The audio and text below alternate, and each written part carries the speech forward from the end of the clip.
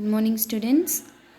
In our previous class, we saw about the process of management, that is, the 5 parts of the process of management. Today, we are going to see about principles of scientific management propounded by Mr. Frederick Winslow Taylor, that is, F.W. Taylor. Management principles, that is ஒரு management எப்படி இருக்கணும் அப்படிங்கிறது, அதுக்குண்டான functioning எல்லாமே நம்ம already பார்த்துருக்கோம். Principles of scientific management, அது என்ன மேம் சயின்டிஃபிக் மேனேஜ்மெண்ட் அப்படின்னா, மேனேஜ்மெண்ட்டில் சயின்டிஃபிக் அப்ரோச்சை மேனேஜ்மெண்ட்டில் வந்து சயின்டிஃபிக் அப்ரோச்சை இன்வால்வ் பண்ணுற அந்த டெக்னிக்ஸை பற்றி தான் டேலர் வந்து எக்ஸ்பிளைன் பண்ணியிருக்காரு. சரி, இவர் எதை வச்சு எக்ஸ்பிளைன் பண்ணுறாரு, இவர் எப்படி எக்ஸ்பெரிமெண்ட் பண்ணியிருக்காரு அப்படின்னு பார்த்தோன்னா, ஆஃப்ரிக்கன் சவுத் அமெரிக்கன் ஸ்லேவ்ஸ் எல்லாம் வச்சு இங்கிலாண்டில் ஒரு கோல் ஃபீல்டில் ஒர்க் பண்ணிகிட்டு இருந்தாங்க. ஸோ அந்த கோல் ஃபீல்டில் ஆஃப்ரிக்கன் அண்ட் அமெரிக்கன் ஸ்லேவ்ஸ், சரியா, அவங்க இங்கிலாண்டில் ஒர்க் பண்ணிகிட்டு இருந்தாங்க. அவங்கள வச்சு தான் இந்த சயின்டிஃபிக் அப்ரோச்சை அவர் எக்ஸ்பெரிமெண்ட் பண்ணி பார்த்துருக்குறாரு. ஸோ இவரோட மெயின் எய்ம் என்ன அப்படின்னு பார்த்தோன்னா, அப்சல்யூட் எய்ம் என்ன அப்படின்னு பார்த்தோன்னா, absolute harmony in work place. அதாவது ஹார்மோனினா என்ன, ஹார்மோனியம் தெரியும் இல்லையா, ஹார்மோனியம் அப்படிங்கிறது ஒரு மியூசிக்கல் இன்ஸ்ட்ருமெண்ட். அந்த ஹார்மோனியம்லேருந்து நமக்கு கிடைக்கக்கூடிய சவுண்ட் அப்படிங்கிறது எவ்வளோ ஒரு மெலோடியஸாக ஒரு ஃப்ளோவாக இருக்குமோ, எந்த ஒரு பெரிய அப்ஸ் அண்ட் டவுன்ஸ் எல்லாம் இல்லாமல் எப்படி ஒரு ஃப்ளோவாக இருக்குமோ, அந்த மாதிரி ஒரு ஒர்க் பிளேஸில் இருக்கக்கூடிய ஒர்க்கர்ஸும் அந்த மேனேஜ்மெண்ட்டுக்கும் உண்டான ஹார்மோனி வந்து பெஸ்ட்டாக இருக்கணும்.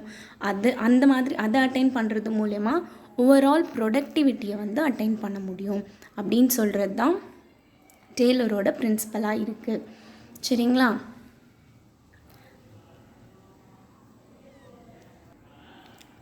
ஓகே, நெக்ஸ்ட்டு அவர் இந்த சயின்டிஃபிக் பிரின்சிபல்ஸ் ஆஃப் மேனேஜ்மெண்ட்டில் 5 பிரின்சிபல்ஸை வந்து ப்ரொப்போன் பண்ணியிருக்காரு. அதில் ஃபஸ்ட்டு பிரின்சிபல் என்ன அப்படின்னு பார்த்தோன்னா, science not a rule of thumb. அதாவது ரூல் ஆஃப் தம் அப்படிங்கிறது இந்த இமேஜில் பார்த்தீங்கன்னா உங்களுக்கு தெரியும், தட் தம்ஸ் அப் சிம்பிள். அதாவது ஒரு விஷயத்தை மேனேஜ்மெண்ட்டில் இருக்கக்கூடியவங்க என்ன நினைக்கிறாங்களோ அதை மட்டுமே இம்ப்ளிமெண்ட் பண்ணுறது, வேறு யாரையுமே எதுக்காகவும் எந்த விஷயத்துக்காகவும் கன்சிடர் பண்ணாமல் இருக்கிறது தான் வந்து ரூல் ஆஃப் தம் அப்படின்னு சொல்கிறோம். பட் டேலர் என்ன சொல்கிறாரு அப்படின்னு பார்த்தோன்னா, சயின்டிஃபிக் அனாலிசிஸ் கண்டிப்பாக பண்ணியிருக்கணும், சயின்டிஃபிக் அப்ரோச் கண்டிப்பாக இருக்கணும். அதில் கண்டிப்பாக என்ன மாதிரி இருக்கக்கூடாதுன்னா, rule of thumb that is மேனேஜரோட பர்சனல் ஜட்ஜ்மெண்ட்டை வச்சு மட்டுமே எந்த ஒரு டெசிஷனும் ஒரு ஆர்கனைசேஷனில் எடுக்கக்கூடாது. அப்போ டெசிஷன்ஸ் எப்படி எடுக்கணும் அப்படின்னு பார்த்தோன்னா, cause and effect method use பண்ணி தான் எடுக்கணும். Cause and effect relationship. Cause and effect ரிலேஷன்ஷிப்னா என்ன, காஸ் அப்படிங்கிறது ஒரு காரணி, எஃபெக்ட் அப்படிங்கிறது அந்த காரணி மூலயமா நடக்கக்கூடிய ஒரு விஷயம். ஸோ உங்களுக்கு அதுக்கு அழகாக ஒரு எக்ஸாம்பிள் கொடுத்துருக்காங்க. அலாரம் அப்படிங்கிறது காசு, வேக்கப் அப்படிங்கிறது எஃபெக்ட். அதாவது நம்ம அலாரம் ஃபிக்ஸ் பண்ணோம் அப்படின்னா காலையில் டைமுக்கு எழுந்துக்க முடியும். ஸோ அப்போ அந்த மாதிரி ஒரு காஸ் நம்ம ஃபிக்ஸ் பண்ணணும், அந்த காஸ் மூலமா இந்த எஃபெக்ட் தான் நடக்கணும் அப்படின்றத சயின்டிஃபிக்காக என்கொயரி பண்ணி தான் ஒரு டெசிஷனை எடுக்கணும் அப்படின்னு சொல்கிறாரு. So this principle is concerned with selecting of best way of performing a job through application of scientific analysis and not by perception. பர்செப்ஷன்னா என்ன, பர்செப்ஷன்னா அவங்களோட இண்டிவிஜுவலோட தாட்ஸ். இப்போ என்னோடய பர்செப்ஷன் ஒரு விஷயத்தை பார்க்கும்போது ஒரு மாதிரி இருக்கலாம். இப்போது எப்படி சொல்கிறது, ஒரு க்ளவுட்ஸ் இருக்குது, அந்த க்ளவுட்ஸை நம்ம பார்க்குறோம், அந்த க்ளவுட்ஸ் பார்க்கும்போது ஒருத்தருக்கும் ஒரு விதமான பர்செப்ஷன்ஸ் தோணும் இல்லையா.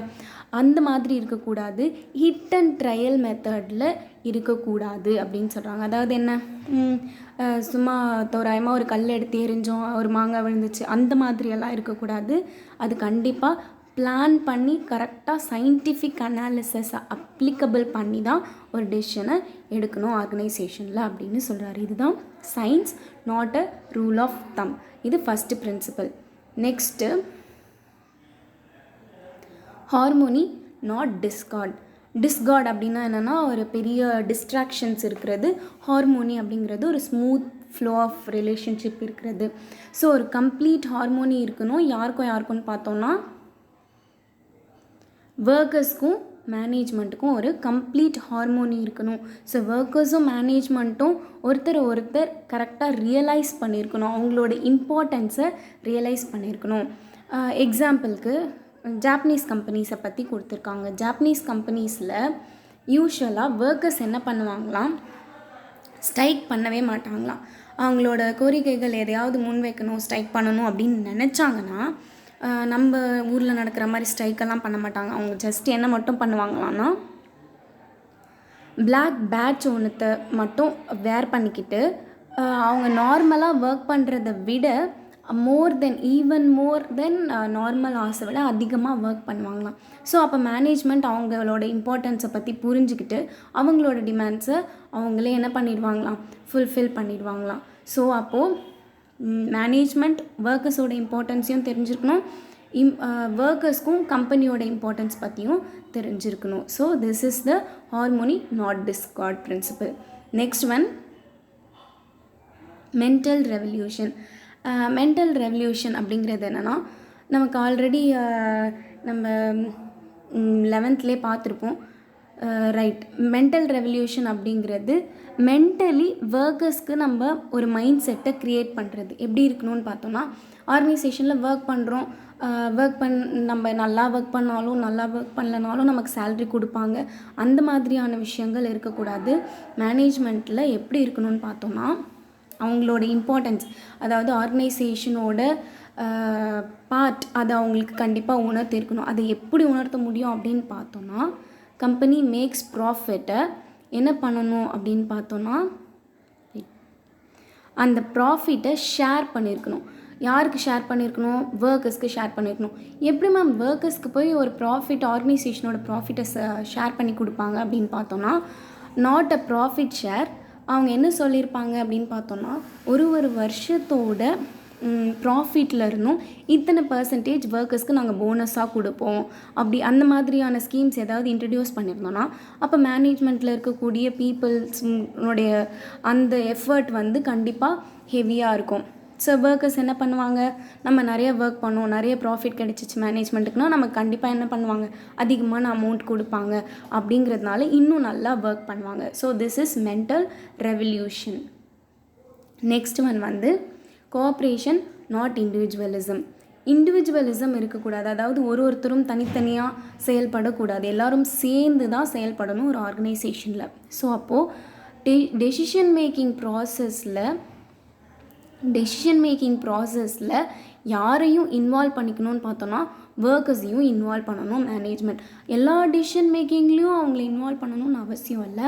ஒரு குறிப்பிட்ட டெசிஷன் மேக்கிங்ஸ், இம்பார்ட்டண்டான டெசிஷன் மேக்கிங்ஸ், பாலிசி சேஞ்சஸ், கம்பெனியோட மெயின் பாலிசிஸில் ஏதாவது சேஞ்ச் பண்ணுறாங்க, அந்த மாதிரி டைமில் அவங்களோட டெசிஷனையும் நம்ம கேட்டுக்கிறதுனால, அவங்களையும் கன்சல்ட் பண்ணுறதுனால கண்டிப்பாக ஒரு பெட்டர் கோஆப்ரேஷனை அங்கே வந்து கெட் பண்ண முடியும். அதனால் கண்டிப்பாக என்ன பண்ண முடியும், ரிசல்ட்ஸும் அதிகமாக கெட் பண்ண முடியும். சரிங்களா? This is cooperation not individualism. Next development of each and every person to his or her greatest efficiency and prosperity. சரி, ஒரு ஆர்கனைசேஷனோட எஃபிஷியன்சி அப்படிங்கிறது, efficiency of any organisation is depends upon the skills and capacity of employees. இல்லையா? நம்ம தானே, அதில் work பண்ணுற employees எந்த அளவுக்கு எஃபிஷியண்ட்டாக இருக்காங்களோ அந்த அளவுக்கு அந்த ஆர்கனைசேஷனும் எஃபிஷியண்ட்டாக இருக்க போது. இது நார்மலாக எல்லாருக்கும் தெரிஞ்ச விஷயம். ஸோ அப்போது ரெண்டு விஷயத்தில் இந்த ஆர்கனைசேஷன்ஸ் வந்து மேனேஜ்மெண்ட் கண்டிப்பாக கான்சென்ட்ரேட் பண்ணணும் எஃபிஷியன்சி ஆஃப் ஒர்க்கர்ஸ்க்காக.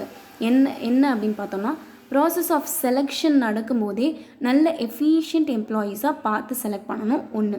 நெக்ஸ்ட் ஒன் என்ன அப்படின்னு பார்த்தோன்னா, எஃபிஷியன்ட் எம்ப்ளாயீஸை செலக்ட் பண்ணால் மட்டும் போதாது, அவங்களுக்கு உண்டான ட்ரைனிங்கையும் கரெக்டாக கொடுத்துருக்கணும். On the job training, off the job training, அந்த மாதிரி ஏதாவது ட்ரைனிங் டெவலப்மெண்ட்டுக்கு தேவைப்பட்டுச்சு, அது அவங்களுக்கு ஏதாவது ஃபர்தராக கோர்சஸ் வந்து ஆஃபர் பண்ணணும். இந்த மாதிரியான விஷயங்களையும் வந்து ஒரு ஆர்கனைசேஷன், ஒரு மேனேஜ்மெண்ட் அப்படிங்கிறது கண்டிப்பாக ஃபாலோ பண்ணியிருக்கணும். ஸோ எதுக்காக அப்படின்னு பார்த்தோன்னா, ரெண்டு பெனிஃபிட்ஸ் இருக்குது அதில். என்ன அப்படின்னு பார்த்தோன்னா, ஆர்கனைசேஷனுக்கும் பெனிஃபிட், எம்ப்ளாயீஸ்க்கும் பெனிஃபிட். சரி, ஆர்கனைசேஷனுக்கு எப்படி பெனிஃபிட் அப்படின்னு பார்த்தோன்னா, நமக்கு ஆல்ரெடி தெரியும் எஃபிஷியன்ட் எம்ப்ளாயீஸ் வந்து produce more and earn more. So அதிகமாக ஏர்ன் பண்ண முடியும் அவங்களால. நெக்ஸ்ட்டு எம்ப்ளாயீஸ்க்கு என்ன ஒரு பெனிஃபிட் அப்படின்னு பார்த்தோன்னா, அவங்களோட கரியர் டெவலப்மெண்ட்டுக்கு இது யூஸ்ஃபுல்லாக இருக்கும். ஃப்யூச்சராக ஃபர்தரில் என்னென்ன அப்டேட்ஸ் இருக்குது இதெல்லாம் அவங்க ஈஸியாக கற்றுக்கிறதுனால அவங்களோட கரியர் டெவலப்மெண்ட்டுக்கும் இது யூஸ்ஃபுல்லாக இருக்கும். So these are all the 5 principles of scientific management propounded by Taylor. Thank you.